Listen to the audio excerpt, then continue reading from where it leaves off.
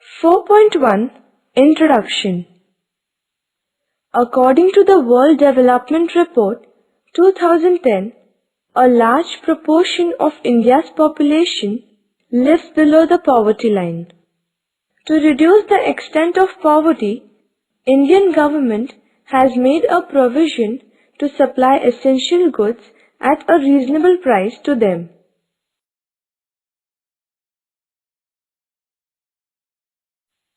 4.2 Public Distribution System PDS. Meaning and explanation. It is a food security system launched by the Government of India. Through this system, food items like wheat, rice, sugar, etc., as well as non-food items like clothes, kerosene, etc., are distributed at subsidized rates among the needy people in India. Thus, many fair price shops are established in several states across the country. Both the central and state government share the responsibility of regulating the public distribution system. The central government is responsible for storage, transportation, and allocation of food grains, whereas state government holds the responsibility of distributing the food grains to the consumers through fair price shops. State government are responsible for operational activities like identification of families below the poverty line, allotment of ration cards, supervision of functioning of fair price shops, etc. 4.3 Objectives of Public Distribution System. There are two main objectives of public distribution system. 1. To provide essential goods to the consumers at reasonable and subsidized price. 2. To maintain minimum nutritional status of the population. Thus, public distribution system helps to put an indirect check on the open market prices of essential goods.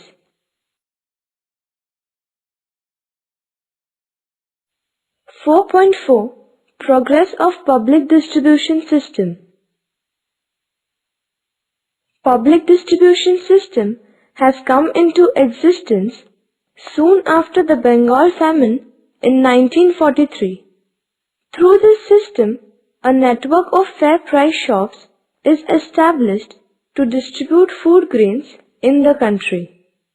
In India, the number of fair price shops was nearly 47,000 in 1960. It increased from 4.58 lakhs in 1999 to 4.74 lakhs in 2002 and 4.99 lakhs in 2011.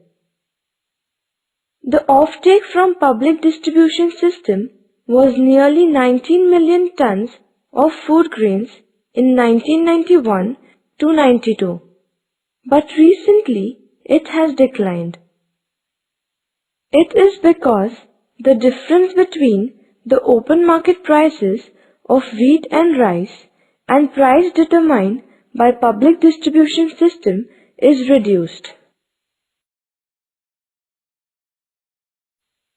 4.5 Drawbacks of Public Distribution System.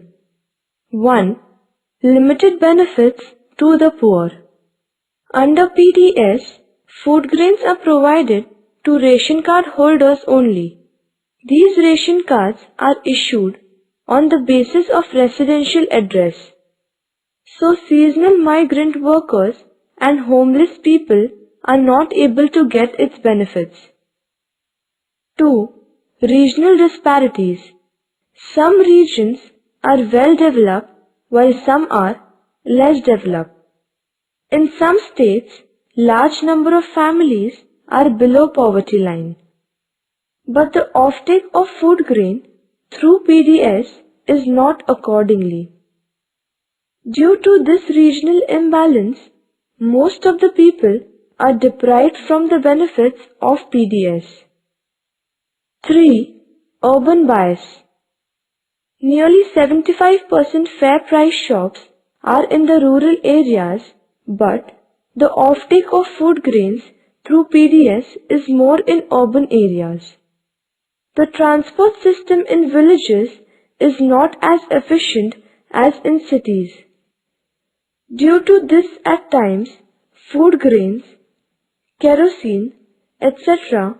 are not available in most of the fair price shops in rural areas. 4. Inefficiency of Food Corporation of India. It is the duty of Food Corporation of India to supply food grains for distribution through fair price shops. But there are some inefficiencies.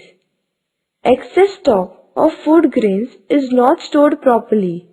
Therefore, it creates scarcity of food grains even after an increase in production.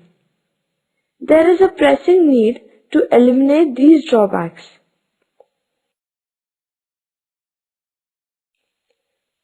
4.6 Remedial measures.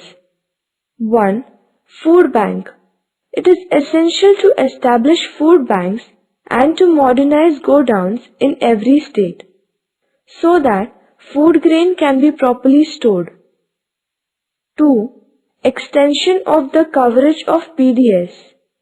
The coverage of PDS has to be extended so that no needy person will be deprived from the benefits of PDS.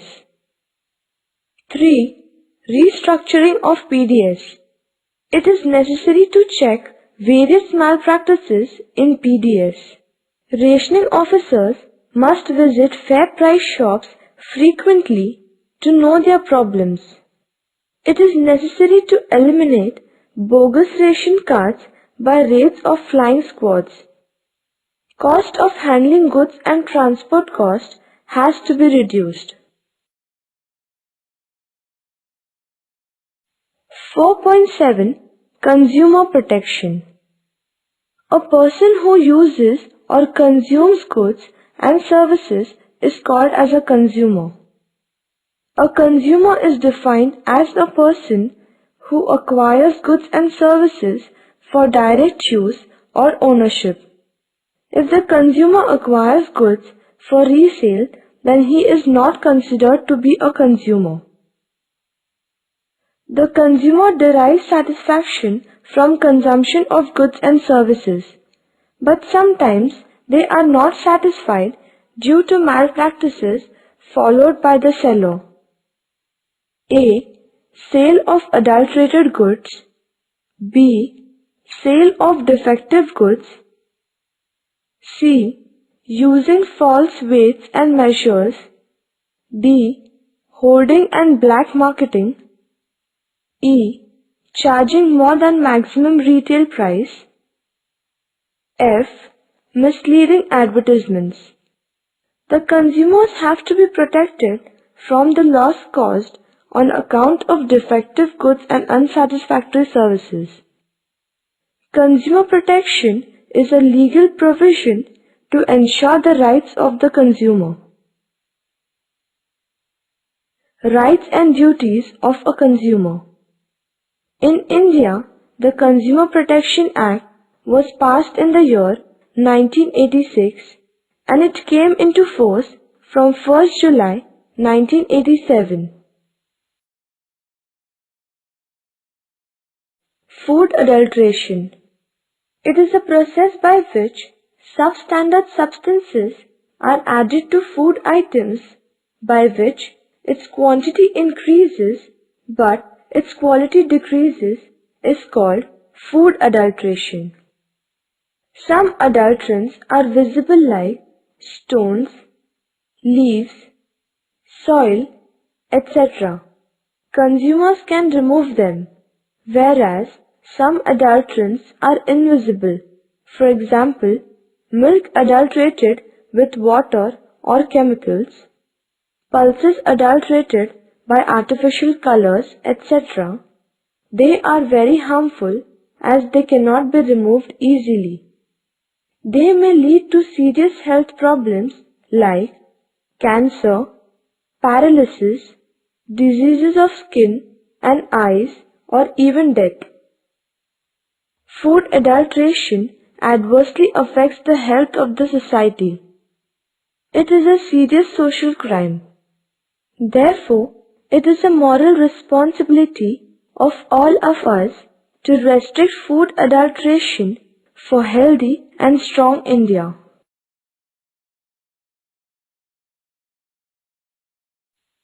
Right to seek redressal. Consumers have the right to seek redressal of their grievances related to price and quality of goods and services. If required, the product must be repaired or replaced by the seller or manufacturer. The consumers' redressal agencies include the District Forum, the State Commission, and the National Commission. The Supreme Court is the final court of appeal and verdict. Right to consumer education.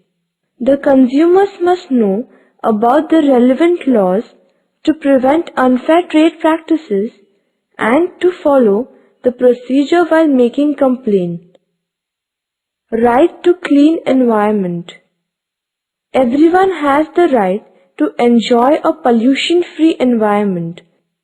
If anybody creates pollution by means of garbage, air, water, noise, etc., a consumer has the right to lodge a complaint and to seek its redressal. Main objectives of Consumer Protection Act. 1. Providing better and all-round protection to consumers. 2. Making provisions for a simple and speedy machinery for redressal of consumers' grievances. It provides a statutory recognition to the following rights of consumers. Rights to safety. The consumer should be protected against goods and services which are hazardous to health. For example, protection from defective vehicles, inferior electrical appliances, harmful pesticides, etc. Right to be informed. The consumer must be provided with accurate information about quality, purity, price, quantity, and the standard of goods and services. Right to choose. Consumers have the right to make a choice from variety of goods and services as per their purchasing power and preferences. Right to be heard. Consumers have the right to be heard by manufacturers and dealers about their opinions on production. Duties of a consumer. Be quality conscious and aware of rights to restrict business malpractices. Beware of misleading advertisements. Insist the seller to give a bill, receipt, and guarantee card. Compare the quality, price, durability, after-sales services, etc. of the product. Carefully inspect variety of goods and make the best choice. In India, 24 December is the National Consumers Day, while 15th March is World Consumers Day. Lok Adalat is an effective source of rapid redressal in our country. Consumers' protection is a social responsibility. So various consumer organizations are actively functioning worldwide. Targeted Public Distribution System. Since June 1997, a dual pricing structure was introduced under targeted public distribution system. Accordingly, the target was to distribute food grains at reasonable prices to the needy families above poverty line, at a very low price to the families below poverty line. A ration card is essential to obtain food grains through public distribution system. It has the information of number of family members, and accordingly food grains are supplied through particular fair price shop. The government of Maharashtra provides a ration card of a particular color as per the economic status. Generally, white ration card is given to those families whose annual income is more than rupees 1 lakh. They are excluded from the benefits of public distribution system due to high economic status. An orange ration card is provided to those families whose annual income is between 25,000 to 1 lakh. They get 5 kg rice, 5 kg wheat and 2 liter kerosene per month at lower rates than the market price. Families below poverty line have yellow ration card. They get 25 kg rice and 10 kg wheat every month at a subsidized rate. Under Antyodaya scheme, very poor people are provided with food grain at the lowest price. Under Niradhar Yojanas, senior citizens below poverty line are provided 10 kg rice free per month through PDS.